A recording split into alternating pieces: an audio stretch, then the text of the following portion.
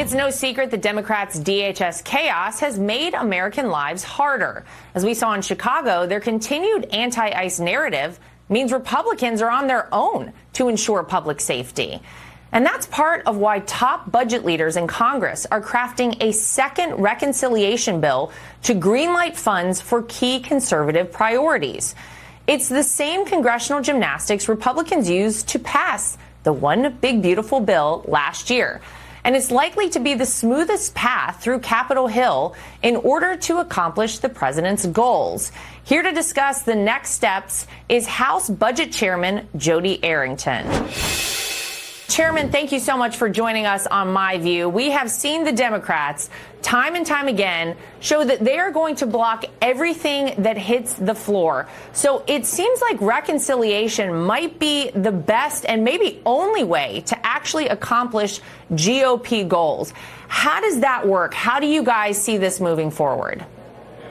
Well, you're exactly right, Laura. They have one play, and that's obstruct the president and placate the left.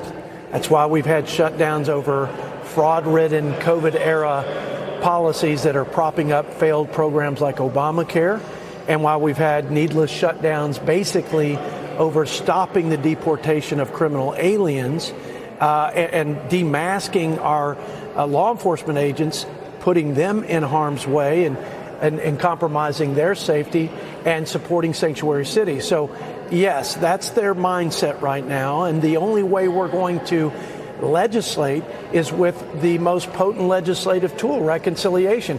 It's what brought the American people the big, beautiful bill, the largest tax cut, spending cut, commitment to domestic energy production. It's why we're seeing the major business investment growth, and why we're seeing interest and inflation coming down and more money in people's pockets with refund checks, less withholdings on tax, and just, again, better prospects for prosperity into the future.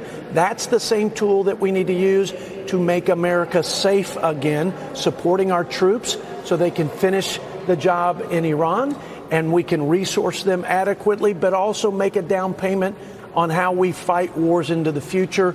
And I have confidence that we can do what we did in the first as an all-Republican exercise to accomplish that. Yeah, the One Big Beautiful Bill was so great for the country. So I'm glad to hear that there is at least some path forward. I think a lot of people look at the Democrats and they say these people are just crazy. They're never going to agree with anything Republicans and President Trump want to get done. Now, your Senate budget counterpart, Lindsey Graham, pointed to the Save America Act as something to include in this reconciliation bill. And of course, this week you had Democrats like Chuck Schumer who blocked an amendment that would have required ID to vote. It's so crazy, Congressman. I can't even believe it. Despite, Chuck Schumer in the past, we've all heard him and seen the videos of him saying he supported it. So is this more about fighting the president than the actual policy with the Democrats now? It's more about fighting the president and posturing against him to pander to the left. The left has the Democrat Party hostage even after the beatdown they took in the presidential election with the mandate and President Trump at the helm and unified Republican leadership. So they've learned nothing, and they've not listened to the American people, so they're not making any adjustments. So that's what it's about. And look, Lindsey Graham and I have talked. We're in lockstep on Reconciliation 2.0. And not only can we continue to strengthen our border security and public safety, and not only can we resource the military in conflict and in support of our commander-in-chief, but we can put some monies in there and we can craft the policy in a way to actually include election integrity measures. So whether it's voting ID or it's cleaning up the voter rolls, there are ways, if you craft it right, to include election integrity, which is the cornerstone of our free democratic republic. So lots of opportunities, got to stay together because we only have one vote margin in the House. But we did it once. We can do it again. And I'm trying to rally my members to do all the above. Well, free, fair, and transparent elections. You will get no argument from the former RNC co-chair right here on any of that. That is paramount. We have to have it, Congressman. Now, just to turn to Iran. Look, it's clear that this has never been a forever war. The president said several times this week that things are moving in the right direction. Things are winding down. Negotiations are moving, in the direction we want. And the president received a gift of sorts from Iran. He talked about it at the cabinet meeting the other day. Steve Witkoff mentioned the 15-point peace plan. So what do you say to critics who still exist out there who are really concerned about this war? They say, oh, this is going to drag on forever. That's never been the goal here. No, it hasn't. Here's what I'd say, Laura. The president is a man with a bias for action. We've had politicians come through this town and say they're going to do things, call out the very same threats, but it's been hollow rhetoric. And it has done nothing to project real power and strength.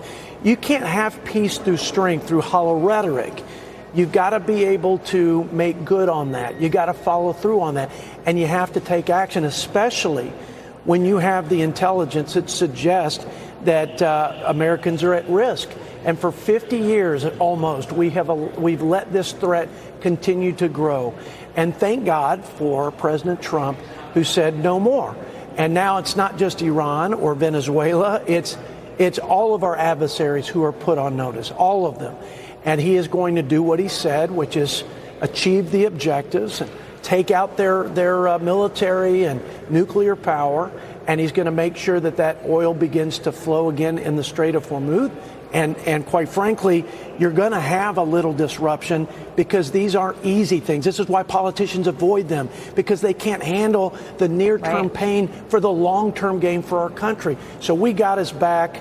And again, the resourcing of the troops in support of our commander-in-chief is on its way. And I have all the confidence that Republicans are going to rally. And by the way, we can fund that. We can offset those costs with the president's war on fraud, which I think is its own threat to the American people and taxpayers. And we can do both at the same time.